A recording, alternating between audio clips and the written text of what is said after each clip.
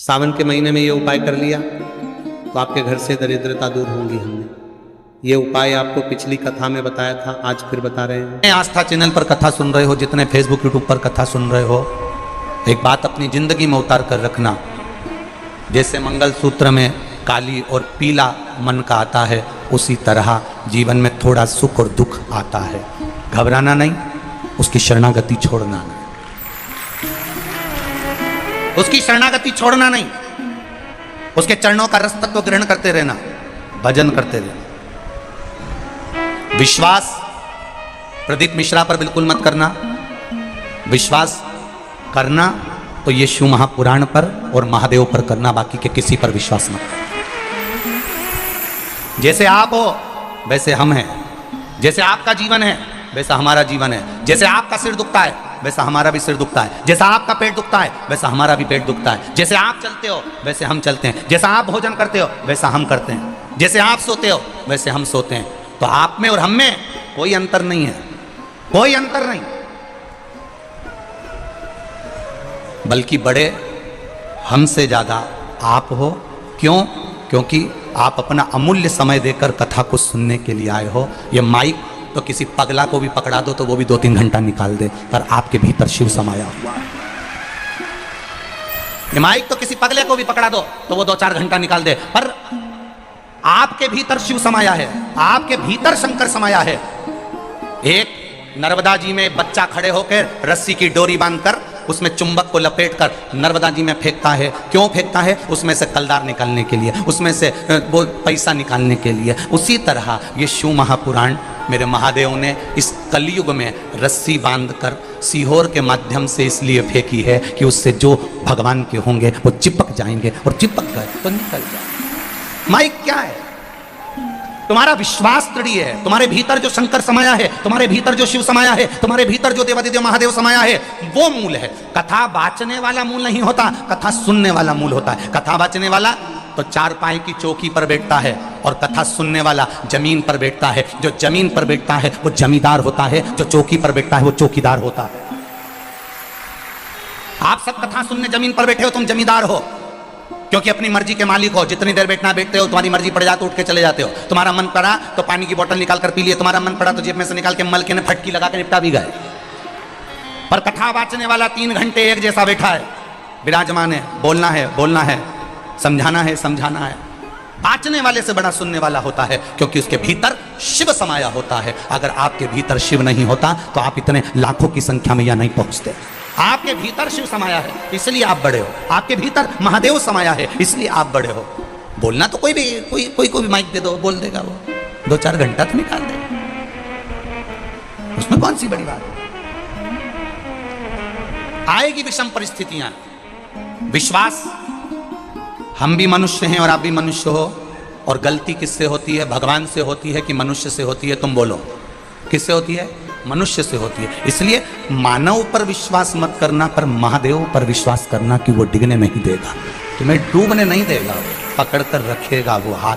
जिस हाथ से मेरे घर के बच्चों ने, जिस हाथ से मेरी भारत भूमि के छोटे से छोटे बच्चे ने, छोटे से छोटे बच्चे ने, और बड़े से बड़े बूढ़े से बुजुर्ग व्यक्ति ने, जिन हाथ से, जिन बहुओं ने, जिन बेटों ने, जिन पतियों ने, जिन पत्नियों ने, जिन बेटों ने, जिन बेटियों ने, जिन हाथ से महादेव को जल चढ़ाया है, वो हाथ मेरा महादेव पहचानता है और उसको पकड़ कर रखता है, उसको डूबने नहीं दे सकता है। पकड़ कर रखता है वो महादेव, डूबने नहीं देगा।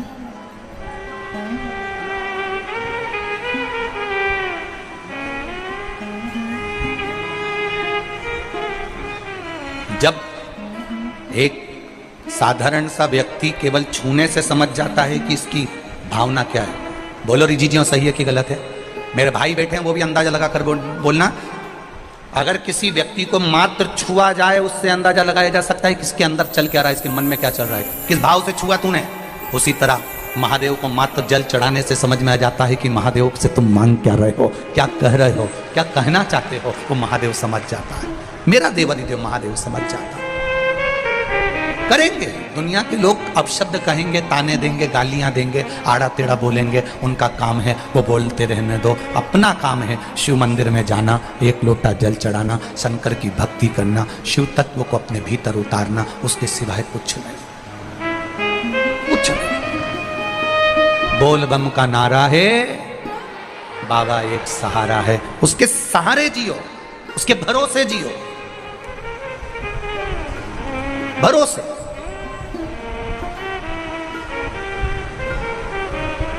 जब किसी का एक्सीडेंट होता है, घर के लोग उसके साथ में नहीं होते, अकेला पड़ा होता है, अकेला।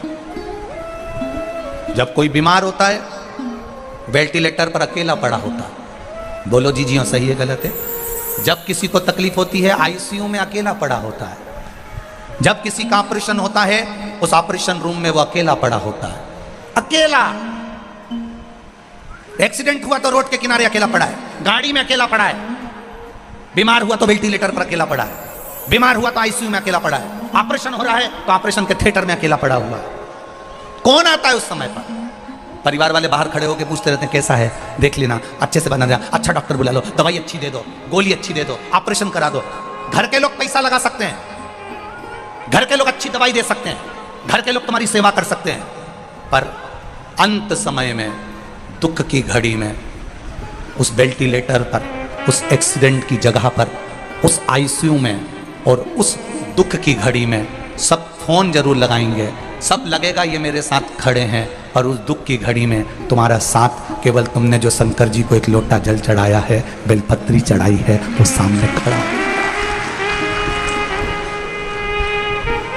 वो अकेला मिलेगा, अकेला।